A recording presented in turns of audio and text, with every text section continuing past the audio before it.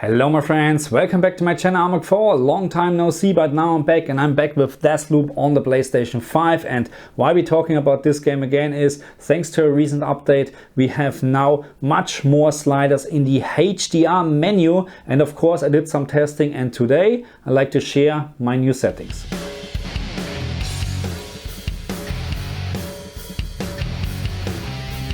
So before we start, I have a big favor to ask. If you're new to my channel, please do me the favor and subscribe to my channel. Leave me a comment, leave me a like. And if someone likes to support me a little bit further, I have a buy me a coffee page. And yeah, if you want to buy me a coffee, I would much appreciate it. Thank you very much.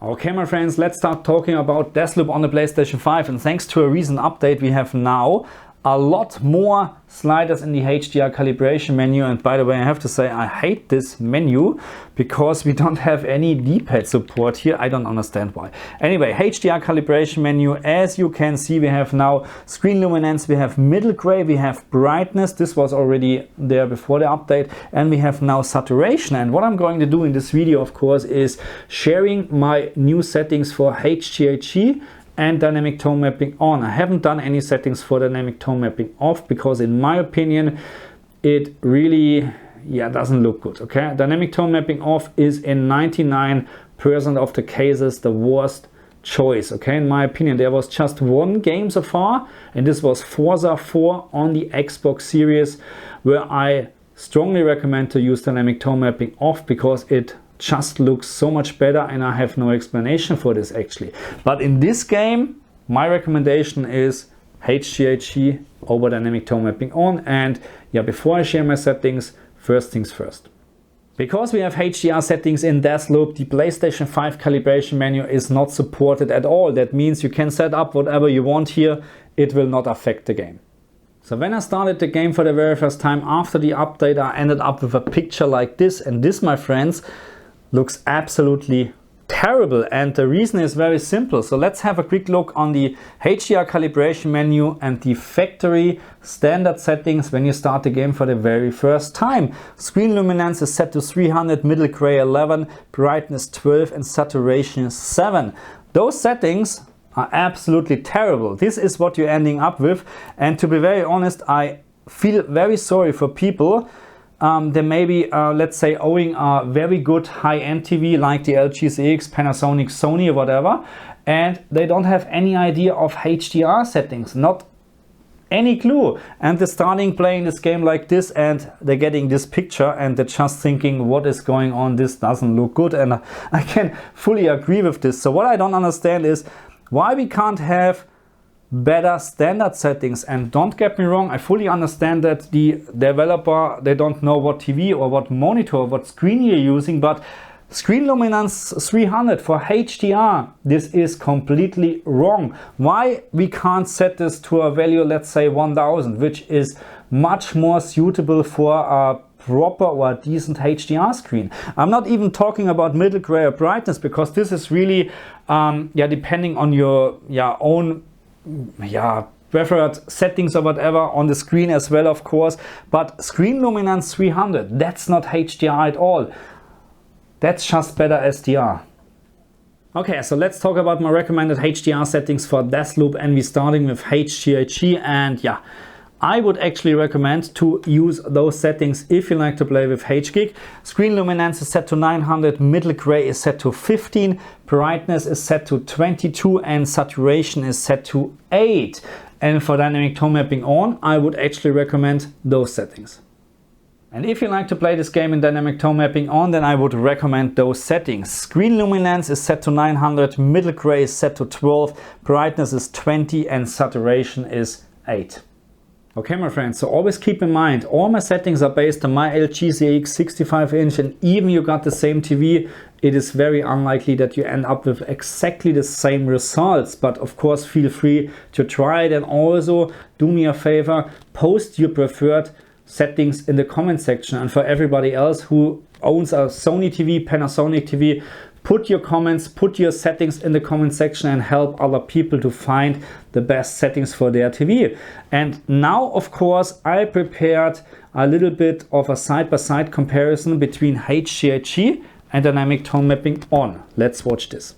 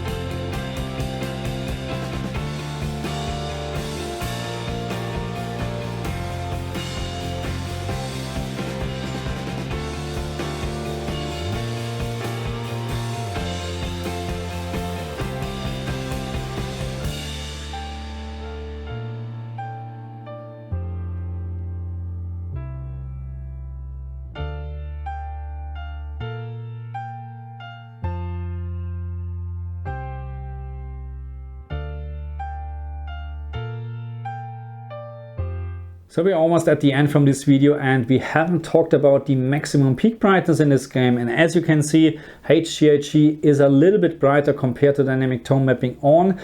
And this was with almost all the objects what I measured. Of course, I found some very bright objects where dynamic tone mapping on was also very close to HGiG, but in most of the objects, HGiG was not just brighter, it also showed you more details. So and that's one of the reasons why I like playing with HGiG. Okay, my friends, here we are. That's the end from my video. And if you ask me what is my preferred mode to play Deathloop on the PlayStation 5, it is HGiG, because I really think this picture mode, it's not a picture mode, this HDR mode is doing a great job in this game. I can understand that some people like dynamic tone mapping on over HGiG, do it to the higher base brightness. I call it base brightness because it's not peak brightness, because HGiG and dynamic tone mapping on have the same maximum peak brightness. There's no difference, but base brightness in some of the cases is higher with dynamic tone mapping on. And with base brightness, I'm talking about brightness settings like here on the floor, or maybe here or something like this. Okay, so it can be that you end up with a higher brightness and dynamic tone mapping on. But as you may have seen in my comparison video, dynamic tone mapping on also tends to clip very bright objects, and you end up with less details compared to HGiG. So yeah, that's for this video. I would say enough said, and yeah, thank you very much for watching me. And if you're new to my channel, please do me a big favor, subscribe to my channel, leave me a comment, leave me a like, support me please, I would much appreciate it. And yeah, in diesem Sinne, over and out, see you next time, bye.